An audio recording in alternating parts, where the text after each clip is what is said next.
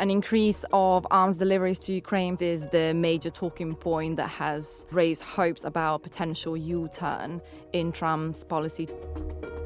It's a cliche that armies fight battles and countries fight wars. And the fact the Russians are stepping up this air campaign to terrorize and demoralize the civilian population, I think is a real indication of their frustration, in fact, that they're not making better progress on the battlefield. I think one of the dangers of thinking about the Ukraine-Russia conflict is it becomes a very transatlantic framed question. And that's just not the world in which we're living. Welcome to Independent Thinking, the Chatham House podcast. I'm Stephen Farrell, standing in for Bronwen Maddox. This week, President Donald Trump pledged more Patriot missiles for Ukraine, and he gave Russia's Vladimir Putin a 50-day deadline to make peace. But the details remain vague, and the Kremlin's response is, well, we'll come to that. Now, does Trump's big announcement mark a real turning point in the Ukraine-Russia conflict? And what's the world supposed to make of this forever-changing messaging coming out of the White House? To unpack this, I'm joined by three of my Chatham House colleagues. Hello, I'm Jaroslava Barbieri. I'm the research fellow at the Ukraine Forum here at Chatham House. I'm Dr. Samir Puri. I'm the director of Chatham House's Centre for Global Governance and Security. And joining us down the line, I'm John Lough. I'm an associate fellow with the Russia and Eurasia programme, and I look at the Russian end of things. So a very broad range of expertise. Jaroslava, straight into it. What did Trump actually say at the White House that he was going to do? He essentially promised an increase of arms deliveries to Ukraine, particularly the air defense system Patriot, that we know, 3 years into the war, that is being very effective as a system to protect Ukrainian civilian areas that are being bombarded by Russian strikes.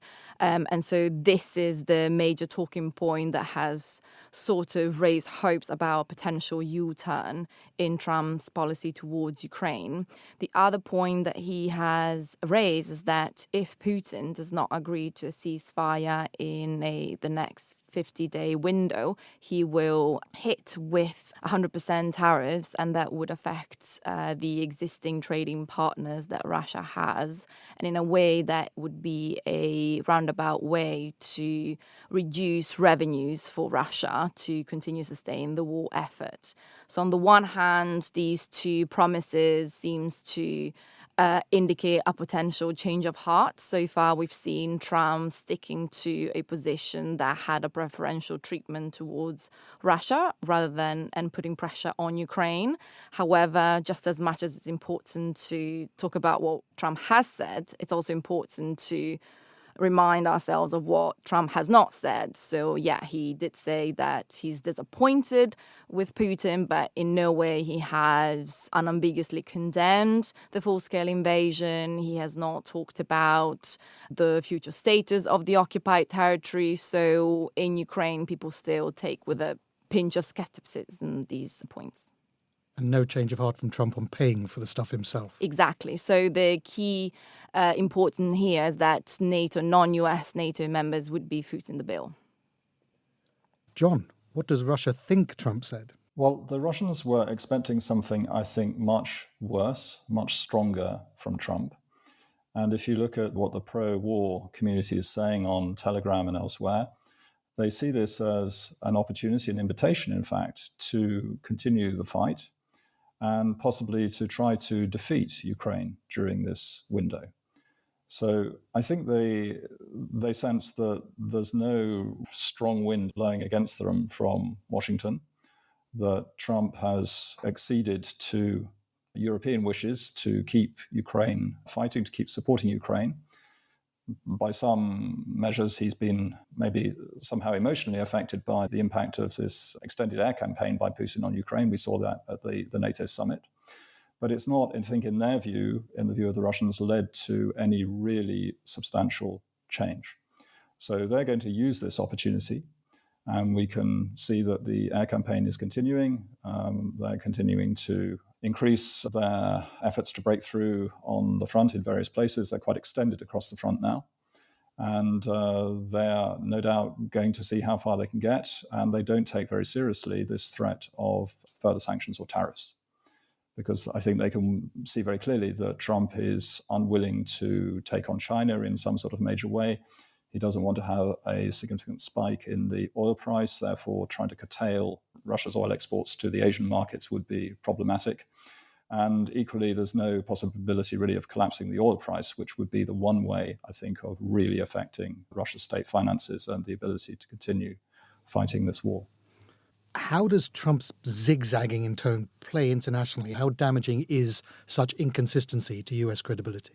Well, the strange thing is, zigzagging and inconsistency is now the predicted path that Trump takes. So in some respects, if he was consistent, that would be more surprising. I think the lurch this time is more significant in terms of how it repairs American relations with the Europeans. And this is a real success for the NATO summit, I think, in terms of bringing the American president from a position of total skepticism and distance with regards to European security to seeing something that maybe is in it for him in terms of at least getting military sales to Ukraine via the Europeans. But in terms of the bigger point about US lack of credibility because of the zigzagging, I think this is something we're going to see an accumulated effect of over the years rather than a sudden reaction to something overnight. Because I think some of the dynamics of the conflict, as John is saying, don't fundamentally change, especially in the Donbass and the parts of Donetsk region where the Russians still have this incredible gap between what Putin says he annexed back in September 2022 and what the Russian military actually de facto actually occupies, and there's still quite a long way for them to go. Just one last point on Trump. I think the madman theory with regards to how the Russians perceive him, I think is also starting to ebb away slightly, because Trump doesn't actually have a lot of leverage over the Russian basic calculation, which is they want something that looks like a victory in Ukraine. Now, we can debate what that actually looks like and sort of the bottom line that the Russians would settle for. But Trump doesn't really have the levers to effect a decisive shift, I think, in the Russian calculus on this. And there's also, of course, every possibility he zigzags again before the 50 days is up, and that 50 days doesn't actually culminate in any kind of extra pressure on Russia. So that's also another calculation. I'm going to pick you up on something. You said the Russians, the madman theory. Do they see him as a madman, or is that Trump's perception of himself, his loose characterization of himself, his possibly an avatar he plays to a low information base who can understand the concept that the rest of the world doesn't know what I'm going to do, therefore they're terrified of me? Yeah, it's a great point because I think domestically you're quite right to identify it has a lot of cachet because people think, well, he's big, he's strong, he lurches from one side to the other. We quite like the way that represents us globally.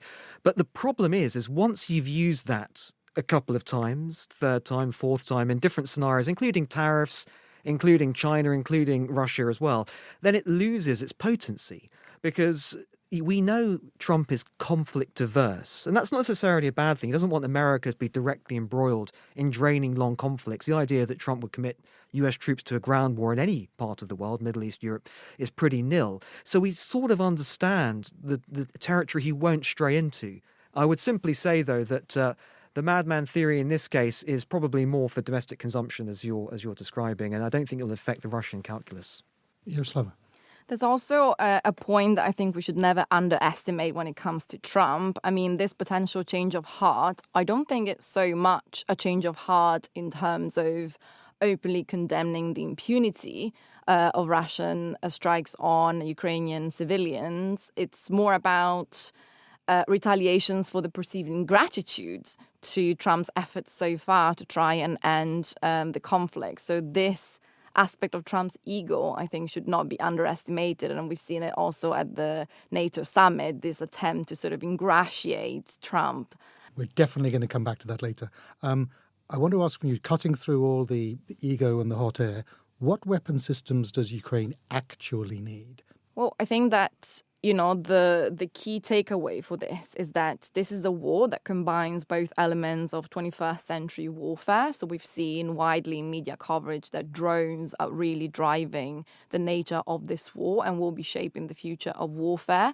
And if you talk to Ukrainian activists that really work consistently in arms deliveries, in indigenous weapons productions, they talk about Ukraine being very good at military innovation, militech innovation, but Russia basically keeping up and then being better at scaling up. So we know that drones, it's something that Ukraine will continue to be needing because it's cheaper type of technology, and then they can learn how to produce it domestically. But then, of course, given this increase in strikes on civilian infrastructure, air defense is a key need. But they will continue to be needing, especially on the eastern and southern front, also artillery, munitions, and combat vehicles. So you're basically saying there's no copywriting on the battlefront. The Russians see a good idea that the Ukrainians bring in, they copy it and they implement it themselves. Yes, and they have better capabilities, resources to scale it up more quickly. So numerically, Russia is still superior, and drones have helped Ukraine to hold the front with a technology such as drones. John, what do the Russians think they can achieve on the battlefront, say before winter? Putin seems fairly confident that they can achieve a breakthrough on the battlefield. And it's not just a question of breaking through the front. It's a cliche that armies fight battles and countries fight wars. And the fact that Russians are stepping up this air campaign to terrorize and demoralize the civilian population, I think is a real indication of their frustration, in fact, that they're not making better progress on the battlefield, because everything would have indicated that over 3.5 years, given Russia's superior economic capacity, its numerical advantages in terms of size of the army, that they would have been able to grind down the Ukrainians much more effectively. That hasn't happened, and it's a tribute to how effectively Ukraine has fought, the fact that it has received significant, albeit inadequate, support in many respects from its allies. So I think there's a belief in the Kremlin that the Ukraine as a whole can be persuaded that it's not worth continuing to fight.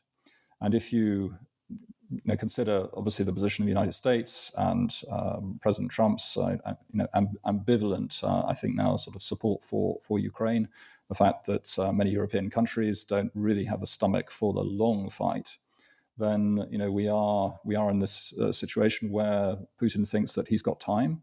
He hasn't got that much time, but time is relative. And it seems to be the case that the Russian economy can withstand a good deal more punishment over probably the next 6, 9, 12, maybe 18 months. It can still cope. So I don't think the Russians are in a particular hurry. So putting it another way, Putin thinks Europe may be richer, but it's softer, and the Russians can just grind and grind and grind, which is what they've done for decades, if not centuries.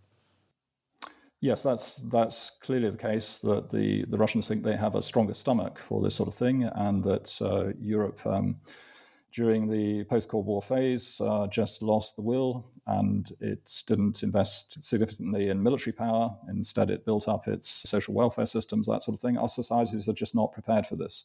And I think the Russians also believe that Ukraine doesn't matter as much to Ukraine's Western allies as it does to Russia. So Russia has a much stronger motivation to prosecute this war to a successful end. Samir, you were in Donbass, in the far east of Ukraine, for the Organization for Security and Cooperation in Europe in 2014-15. Were there foreshadowings of this then? Well, it's obviously a different war, Russia's first invasion, and much smaller scale. But what I would say with the Donbass specifically in mind, and this builds on John's point, is that if 3.5 years ago you'd have been told that Ukraine would experience this full-scale invasion, and yet they would still be holding the Russians in Donetsk, parts of Donetsk I lived in, near Severodonetsk, near Kramatorsk, near Sloviansk. All these places have been fought over or are still being fought over. Some of them are still held by the Ukrainians, which is actually amazing when you think about it, given the disparity in size of the armed forces, given that Russia had some measure of surprise, if not total surprise, at the start of it. But in terms of where this has come from, it is always important to remember this is now plus a decade. It's 11 years worth of violent Russian contestation of Ukrainian sovereignty. And that means this will have an incredibly long tail to it as well. It didn't just start in 2022 in February. It started over a decade ago. And I think no matter what balance of forces this influx of American equipment, if it comes, has the effects, it will still result in some kind of de facto division of Ukrainian territory, because it will be enough, one hopes, for the Ukrainians to stop the rot in terms of their defensive posture, the defense of their cities, defense of their front line. It's not going to be enough to put them back on the offensive. which means we're still headed at some point in the near future, the medium-term future, to a point in which I think discussion around some kind of settlement will resurface. The question is whether there's going to be a mutually hurting stalemate, to utilize that term from political science, in which the Russians and Ukrainians are making calculations on how to get out of this conflict. Jaroslava, has that been internalized in Ukraine? Has it been accepted? How could Zelensky sell some sort of hurtful compromise to a Ukrainian public, or are they not anywhere near that? I think when you look at recent surveys, you can see that the willingness to fight remains strong, though we are indeed having a healthy debate domestically in terms of potentially having to shift that strategy of victory, the vision for victory, understanding very soberly that our ability to regain control militarily over the currently occupied territories is not an option in the near future. I think that's something, though, that Ukrainians feel quite strongly about, is making sure that we do not repeat the policy mistakes of the past, which is something that the Trump administration was doing, not learning from the period post-14 of the Minsk agreements. That is, the fallacy of putting pressure on Ukraine and letting Russia get away with all of its sort of crimes and its violations of international law, and thinking that that can lead to a sustainable peace framework. So I think that Ukrainians are very keen to make sure that if indeed they get to a point in which we can have a sustainable ceasefire that will also result in some form of political or military concession, territorial concessions, Ukraine will need security guarantees, because otherwise that's a non-starter for Ukrainians, especially considering all the sacrifices of the past 3 years. Samir, listening to Trump talking right now, is Putin hearing the most powerful man in the world, or is he hearing someone out of ideas, issuing vague threats, obviously not having been able to end what he called Biden's war on day one? Yeah, although he, of course, in his first presidential term, Trump had that famous collision with Zelensky, which led to that impeachment over the phone call, which I think is something, a little nugget from history people forget about, which might have embittered Trump towards Zelensky personally quite a number of years ago. This was the Alexander Vindman interception of the call around the Javelin. So again, there's a point about the history of US military support to Ukraine being also quite contested in Trump's mind. But to answer your question specifically, I think from Putin's perspective, is this a president we can do business with? Is this somebody who will accept concessions and potentially put pressure on Europeans to accept concessions that the Europeans otherwise would not be inclined to accept? And we still don't know the answer to that yet because of this zigzagging nature that Trump has. He still wants to end this conflict. He still has some sort of egotistical notion of being awarded the Nobel Peace Prize. I think that's probably the principal driver for him wanting to get the attentions of the committee. At some point in his administration, there's still quite a number of years to go in his administration, I think he'll revisit the Ukraine-Russia conflict with the potential of trying to secure a deal. And I'll add one other addendum to this. We'll remember back in February, March, there was quite a lot of talk about the French and the British leading a reassurance force.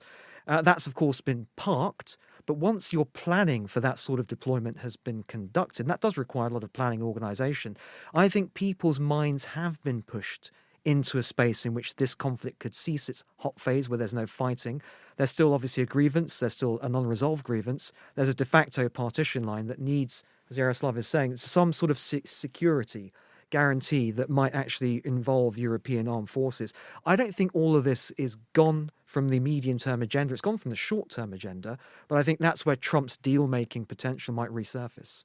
John, can I ask, what has the Kremlin publicly said about the leaked remarks earlier this week, Trump apparently saying to Zelensky, can you bomb Moscow?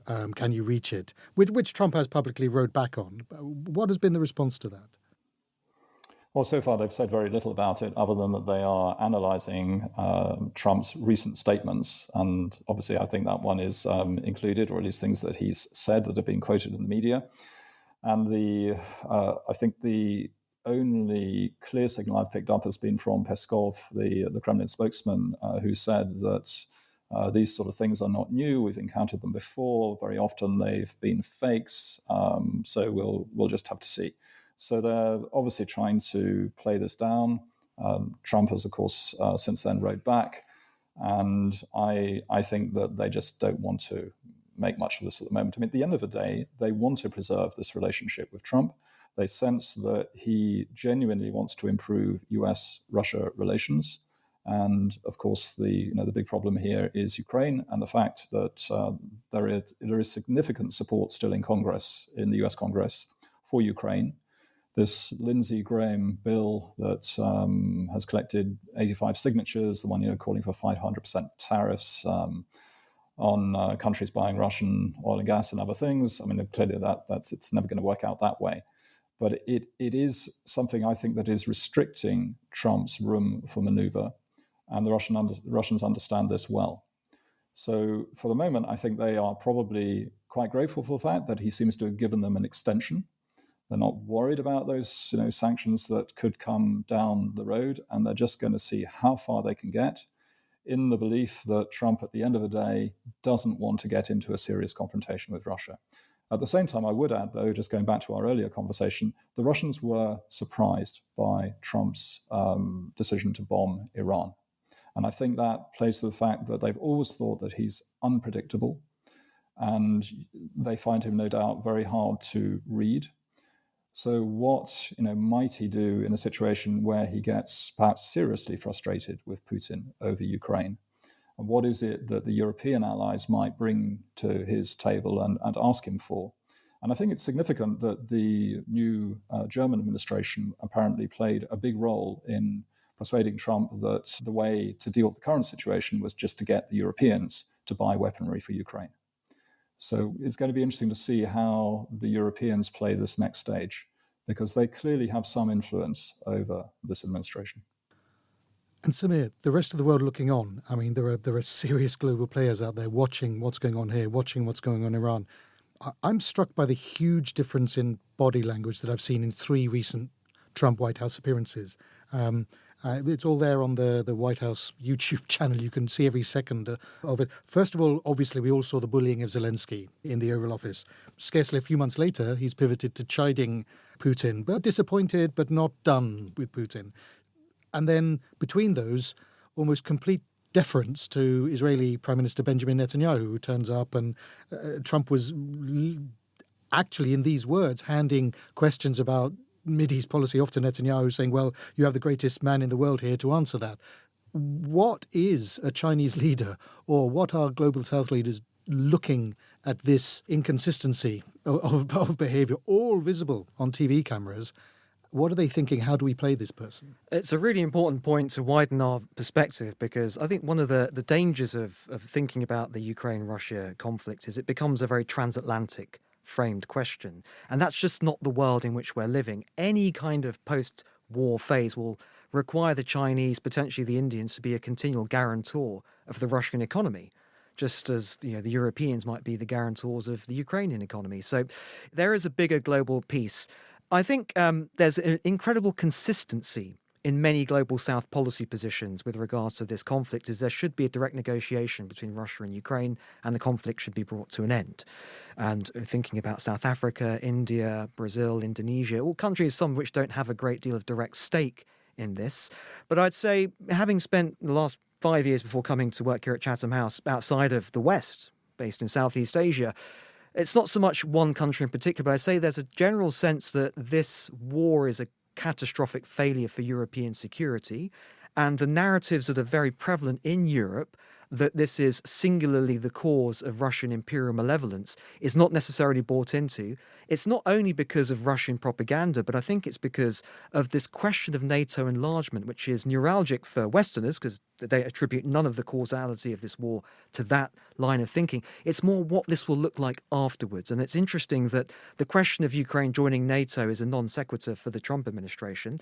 And I think that might give some wider perspectives around the world more of a cause for hope that some kind of settlement can be achieved from this. But I think they'll just want this to end as quickly as possible. And they probably hope for this particular move that Trump has shifted to more pressure on Russia, and that this is part of Trump's strategy for actually bringing Russia to the table, so this long-held desire for some kind of negotiation to end the war actually comes to fruition.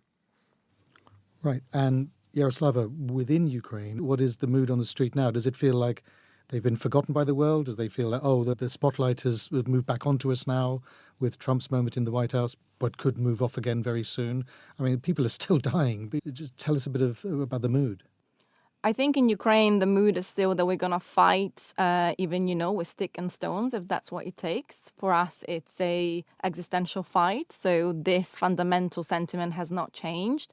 But I think that there is also a degree of frustration with certain types of narratives coming out also from the West about this idea that Ukrainian resilience, yes, it's a great source of admiration, but also it's important not to treat Ukrainian resilience as this limitless resource. And then the whole European security architecture is basically on Ukraine's shoulders because, of course, Ukraine has severe personnel shortages. We've had issues with how mobilization has been implemented. We have labor shortages when thinking about the country's future recovery. So it's important to continue supporting Ukraine, but also appreciating that these are people that sort of have lived in this situation of a full-scale invasion non-stop, and that, Europe has to pull its weight as well if we consider this to be a sort of European war in a way.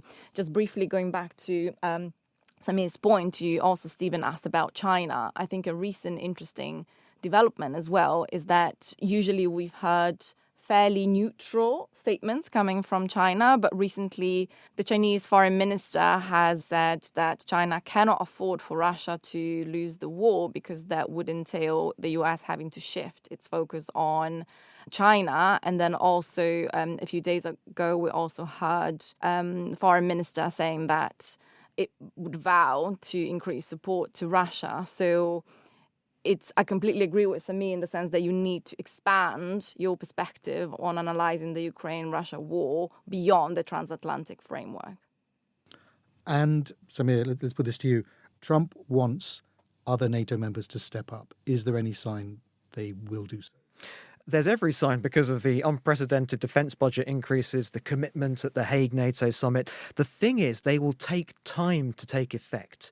And there's one interesting possible future, I'll just lay it out for you very quickly, which is if there's a peace settlement, however imperfect in Ukraine, even in a year or two from now, will European governments be able to sustain the public argument that defence increases are still essential and necessary when a possible future in which the Russian threat seems to recede a little bit or not? So there's some interestingly mixed motivations around, I think, the ending of this Ukraine war in relation to maintaining the commitment to increasing defence budgets. But in the short term, it looks like the Europeans have taken the message very seriously. And this is one instance where Trump's madman persona with his allies has actually worked, I think, quite well. As we begin to draw some threads together, John, just to ask you, how long can Russia sustain the war and the pressures it will face if it drags on into 2026? Well, in some ways, this is a kind of trick question because Russia can, in theory, sustain this for a long time because they have the resources. But even in a country like Russia at the moment, which is authoritarian, increasingly repressive, there is still a political economy in the sense that to feed this war machine, you have to take resources away from other places, be it your social spending, education spending, all that sort of thing. And what we can observe is that the Russian economy is definitely suffering from a combination of the pressure of sanctions and also the much higher investment in defense. I mean, this is still way below what it was during the days of the Soviet Union. But difficult choices are having to be made. And the longer this goes on, the more difficult it becomes. So I think if Putin cannot achieve the breakthrough that he seeks this year from the much heralded summer offensive, there are going to be many more questions asked in Moscow about the purpose of this war. We know that there is a level of elite dissatisfaction and bewilderment, really, I think, at just Putin's obsession with Ukraine. People can see the long-term damage being done to the country, extraordinary damage, not just the wrecking of the relationship with Europe, symbolized by the end, I think, effectively the end of the gas business, Gazprom's export market in Europe, but the increasing dependence on China for so many things. This is a most unnatural posture for Russia.